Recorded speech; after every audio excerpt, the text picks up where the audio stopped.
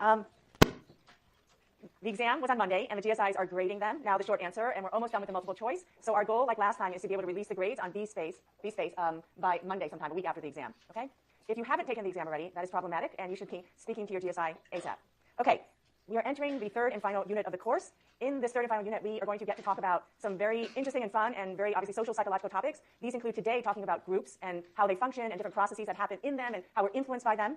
And then we'll spend a couple lectures talking about attraction to others for a friendship or romantic relationship, what have you, and actually talk about close relationships as well. From there, we'll talk about pro-social behavior and aggressive behavior, although I don't think we'll get to aggression, actually, because there's no time this semester. We'll talk about pro-social behavior, and there's a chapter on aggression if you want to learn about sort of what is thought of as the opposite of pro-social behavior. And then we will end the semester spending a decent amount of time on stereotyping, prejudice, discrimination, and intergroup relations, which is an area that social psychologists have contributed particularly a lot to public dialogues about things going on in society, race relations, affirmative action, other legal sorts of things. So we're going to spend, I think, 3 lectures on that.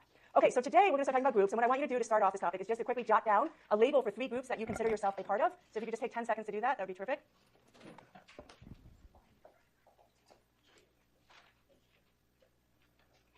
Can I get some people to yell out some examples of groups that you named? Anyone? Anyone part of a group here? I am. Yeah. The rally committee? Okay. Is it a campus committee? Campus group? Lisa? Her family? Okay. Yeah? What is that? Hall staff? Okay. So like a job-related thing. What else? Yes. Cal figure skating team, another campus sort of activity group. Come on, a few more. Let's go. Let's go. Come on, other groups. We're all part of groups. Yes. Californian. Okay, this was a state that did okay yesterday, unlike the rest of the country. Oh, sorry, that's revealing my political biases. Wasn't supposed to do that. Okay. What else? Yeah. Cal Band. Okay, terrific examples. I know you are all part of more than one group, and you're just being shy or tired today. I did that little exercise because I think when most of us think about groups, the term groups, social groups, we think about the kind of groups that you guys name, groups that we have members that we interact with, like in a band, on your figure skating team, where you have sort of a common goal, a common mission, a common interest, what have you. And social psychologists are very interested in these kinds of groups. Here are some pictures, examples of them: a church group, a sports team, a kindergarten class, I guess ziplining group, what have you. This is like the Department of Psychology at some school, a group of friends, like your family friends. But there are other types of groups that social psychologists care about, and they're not the kind of groups that we typically think about when we hear the term group. And really a more suitable term maybe for what social psychologists also care about is, instead of groups, is collectives. And these are groups or numbers of people who are in your environment and therefore have the potential to exert an influence on you, but you wouldn't necessarily label as a group, that you're a part of. So here are people in line at the airport. That is technically a collective, a group here, people in line waiting to sit on scary Santa's lap. They're always very scary. Here's, I think, waiting for a train, a club, the dance floor at a club. This is a collective. It's not a group. You wouldn't say, I identify, or I'm part of the group on the dance floor. That's not something that would come up in your list of 3 groups. A group on the BART train or some subway, a group at a sporting event or a concert, a collective in that context. A collective, a group of people surrounding you at a tourist attraction. I think this is in China.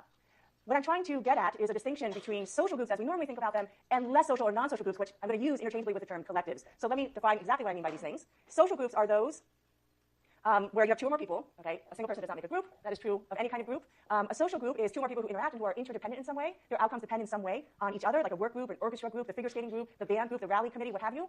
And I have a picture there of some sort of work committee.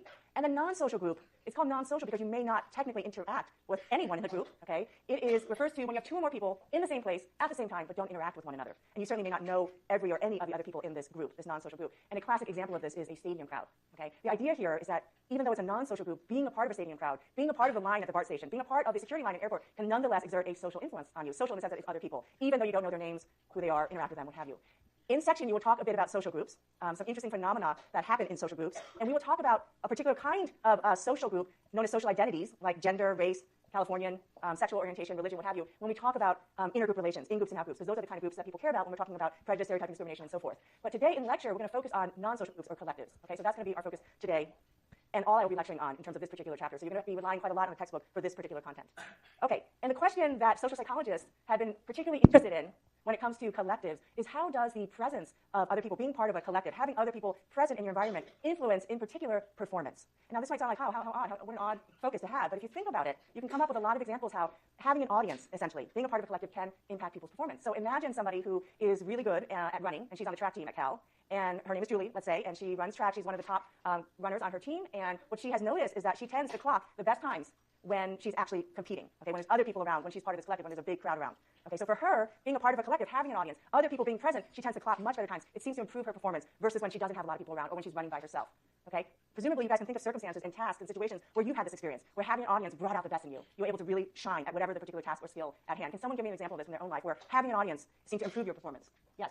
Just as a musician, when practicing, I can play just fine, but someone else is listening, I can really better. Yeah, okay, she's a musician. When no one else is around, fine music playing, but when there's an audience, really shines. Okay, another example? Yeah. If on my train, a group of That's a great example. Okay, so she's training new employees, and she actually does better at whatever task she's trying to train people when she's engaging in this task to teach these other people. There's an audience around than when she's doing these tasks on her own. So I think it's pretty intuitive. We've all had the benefit of our performance being improved by the presence of others. Now, some of you may be thinking, though, and I'm certainly one of them that has probably more of these experiences, that sometimes having an audience, has the opposite effect. Okay, it makes you do worse. Okay, I see some nodding here. Okay, so imagine another person, Jasmine. Okay, not Julie. Jasmine. She is she's new to acting. And when she's practicing her lines for this play at home, in front of the mirror, she's at home practicing her lines, she does pretty well, but then when she has to go to class or actually perform and there's an audience, okay, she tends to freeze, she doesn't know her lines, she stumbles over them, she just, does much worse than when there's an actual audience around. Can someone give me an example of this kind of situation where being a part of a collective, having other people present, actually tends to harm performance? Yeah. Okay, so that's slightly different because it's not just the presence of other people, and it is actually a social group because you know each other. Okay, so I want an example where having people, let's say, in an audience, or people potentially observing you that you don't even know could hurt your performance. Yeah. When I'm rock climbing gym and I go to play bouldering, so they're watching me, so I'll just mess up and fall off. What does boulder mean? Bouldering is like shorter climbing without ropes. Okay, so can I ask you, are you relatively new to rock climbing, or?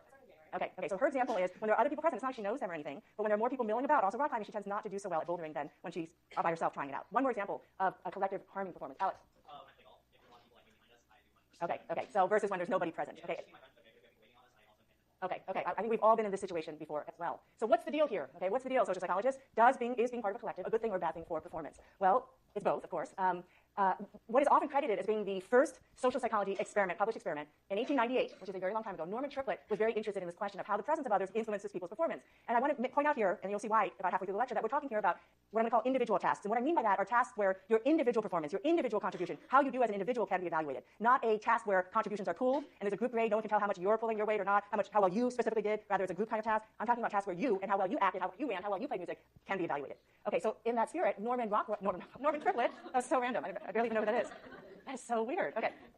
I'll have to think about that one later. He very creatively did some archival research, meaning he looked at existing data. Specifically, he was a bit of a cycling fan, and he looked at records of some league of people who were interested in cycling back then, records of times, clocked by various cyclists during races. And what he found was that times were faster. So he was taking existing data, archival data. Times were faster when people were competing against other people versus when their times were being recorded when they were just cycling alone. So his data seemed to suggest that the presence of others improves performance. Just like our example of Julie running in track races, having an audience, she seems to do better. He actually conducted an experiment to test this idea where he had children winding fishing reels, okay, just this really simple kind of task, either alone or in the presence of other children. They're not interacting or anything, but there's other children around. And lo and behold, he found that kids wind the reels faster, better performance at this task when they were in the presence of other children than when they were winding reels alone. Yes? Did they know about the walking cycling example, or were they just... No, the second example was existing records of this League of American Wheelmen, I think it was called. Okay, this is in the 1890s. And it's as if we got the records of some sport league here and look at the records. So no.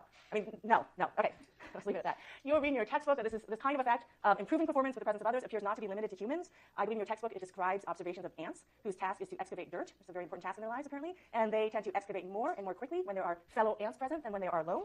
So the conclusion that one would like to draw from Triplett's, not Rockwell's research, is that the presence of others being part of a collective seems to enhance performance. But we have already identified situations, or we can imagine readily situations where that's not the case. And indeed, others started researching this question as well, and inconsistent results started to emerge. Along comes Bob Zients, rhymes with science. Okay, this is important only because Bob Zients will be coming up later again. He passed away maybe 4 or 5 years ago, and he was a very prominent social psychologist and was married to Hazel Marcus, as a little piece of information, who gave us the interdependent, independent stuff, and who is still quite alive and well. Okay, so Bob Zients was looking at these data, looking at the inconsistencies, and he came up with a model, a solution, a way to reconcile the inconsistent results. And here's his model. Here's how he thought he could fit these findings into a single framework. Okay, so you have the presence of others, you're part of a collective, other people around, they're merely around, you're not interacting with them, they're not part of your study group, you don't know them necessarily. They're just around. We're talking about tasks where your individual performance can be evaluated, right? I already pointed that out. We're talking about your performance, specifically you as an individual can be discerned. The idea that Bob Zients had was that having other people around puts you in a state of arousal, works you up a little bit. Okay, arousal. We talked about arousal when we talked about cognitive dissonance. There's a physiological state associated with having other people around, gets your heart beating a little faster, okay? And what that arousal does, he argued, is that it strengthens what he called the dominant response. What is the dominant response? When I say nurse, you guys say? Okay. When I say bacon, you say? Okay. When I say bacon and I tell you have to say hot dog, okay, that would be hard. If you like bacon, you want to say eggs. When I told you how to say hot dog, your dominant response in that silly example is eggs, and his doctor response to my nurse. Your dominant response is the default, chronic, habitual response for a given task. So in this silly word association game, your dominant response is bacon, eggs. Okay. For writing as a task, your dominant response is writing with your right hand for most of you, except you lefties out there. Okay. When you're driving, your dominant response is to hit the right pedal to go, the left pedal, I hope, to stop. Okay. That is a dominant response. Imagine if I told you, get in this car, and the pedals are switched around. You're going to have a little more difficulty, and we should all get off the roads, okay? The dominant response is to hit the right pedal to go, the left pedal to stop. So the dominant response is a typical default response, and that is supposedly strengthened by the presence of other people. Now, when a task is simple, what that typically means is it's simple because your dominant response is the correct one, okay? It's very simple to drive, okay, with the right pedal meaning go, the left pedal meaning stop. It is a simple task for you, okay? And the presence of others is going to arouse you, strengthen the dominant response, and make you drive even better, okay? Or make you write even faster when you get to write with your dominant hand. Okay? In difficult tasks, what makes tasks oftentimes difficult is that the dominant response isn't the correct one, or you have no experience with the task at all, so you don't even have a response to it. Okay? This task is novel to you. This is why, for example, Jasmine, who's a new drama student, is having so much difficulty with her lines because this is a new task for her. She has no dominant response, or her dominant response is the wrong one. So the idea is that when the task is simple, strengthening the dominant response is going to improve performance, but when the task is hard, strengthening the dominant response is going to impair performance. That is why I asked Devin here, is rock climbing something she's good or bad at? Sort of in the middle, okay? But if she was an expert at rock climbing, the idea here is that having the presence of others would arouse her and she'd do even better. Okay, you're probably a very skilled musician over here. I mean, you've been playing a while? Yeah, so a long time. The dominant response is simple, but this is a simple task. Other people around, arousal, strengthens the dominant response, she does better. You with me? You see how this all can be fit into a single model where arousal is a key determinant, and what that arousal does is strengthens the dominant response, and whether that's good or bad depends on the nature of the task. With me? Okay. Let's see, what's up next? Okay, this whole phenomenon, whereby the presence of others improves your performance on easy tasks and improves your performance on difficult tasks, is known as social facilitation. I know it sounds like just the improved half of things, but it really refers to the whole kit and caboodle. Okay, presence of others enhances performance on simple tasks and impairs performance on difficult tasks. Now, intuitively, maybe this is why no one's sort of looking at me quizzically, it sort of makes sense intuitively that having other people around is arousing, get your heartbeat pumping a little faster, a little bit more attentive. But let's think a little bit more about why exactly having other people around has this arousing effect. And what is it about other people that's arousing us? Okay, what's the deal here? I think intuitively what makes sense to you all is that having other people around increases or elicits a sense of anxiety about being evaluated. Okay, that having other people around leads to arousal because you have apprehension that these other people around you, you may not know them, you may never interact with them, but they can evaluate you. I think that's what's happening in Devin's case. She's trying to climb these boulders or do this bouldering thing. Other people around arouses her implicitly, partly because they can see how well she's doing and judge her, okay, for that. And consistent with this idea that the presence of others leads to social facilitation effects is research showing that when other people are around but cannot evaluate you, you don't show social facilitation effects as strongly. How do you ensure that having other people around, these other people won't evaluate you? Well, we social psychologists are clever. Yeah?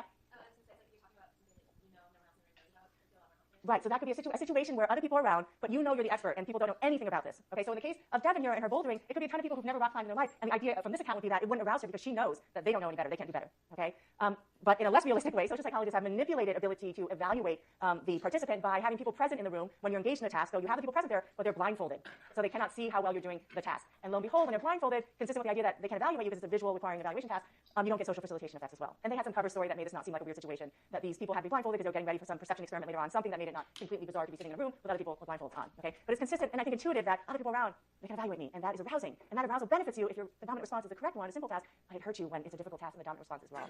Another explanation that's been given, I think these are both discussed in your textbook, there may be others that you should look for. Another explanation why the presence of others leads to arousal is that having others around is distracting.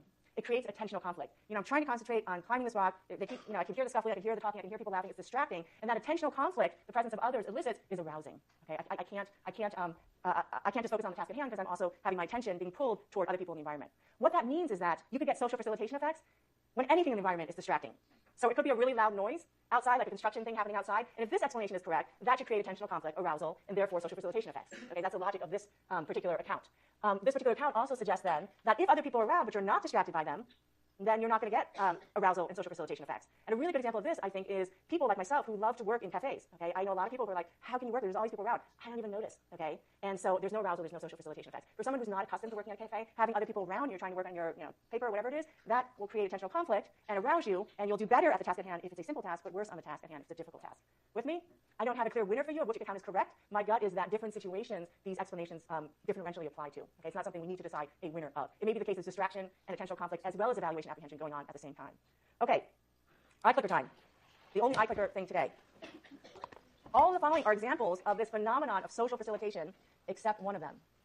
A, Karen, an avid, experienced tennis player, loses the first match at the statewide tournament as her friends and family watched on. B, Lilac clocked her best time ever last weekend in the Boston Marathon, one of those most popular, widely watched marathons in the U.S. C, Samantha made many more errors on her typing test and was unable to type more than 40 words per minute when her typing teacher hovered over her. Manuela shone again at this year's piano recital while her parents and grandparents beamed in the audience. So which one